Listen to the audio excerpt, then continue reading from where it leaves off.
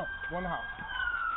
That is new video just into our newsroom. An armed man taking a mother hostage as you see her young kids watch helplessly. Police rushing in, eventually shooting and killing that man. You could hear the bullets.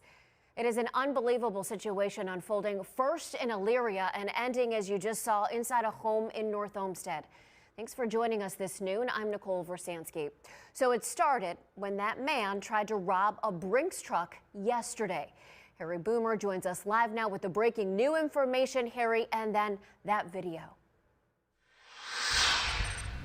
Yes, Nicole, I am outside the Elyria Police Department here now, and they're taking the lead on the investigation for now. Let me fill you in on some of the backstory.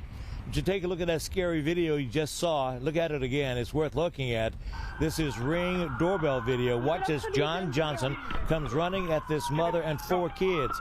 He has a gun in his hand. The 37-year-old forced her inside her apartment. Police say she and her kids were in the wrong place at the wrong time.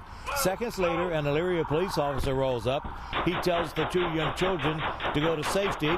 He kicks in the door and then opens fire. You can again hear the gunshots. Police from Elyria, the Lorain County Sheriff's Office, and the departments were chasing Johnson. They say he robbed a Brinks truck in Elyria on Wednesday afternoon. They spotted him in Lorain and tried to stop him by pulling him over. Johnson took off, and for nearly an hour led officers on a chase. It came to an end here in North Olmsted with an officer shooting and killing Johnson. Several people saw the commotion. Here's what one of them had to say.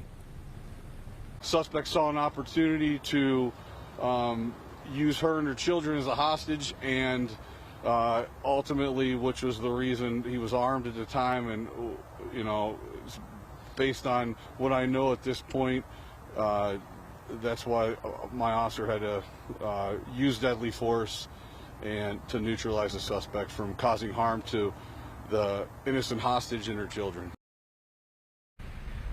As you can hear, it was a police officer who actually gave us that sound there. But it's important to note that this was a situation where a man apparently ran into a house from people he did not know.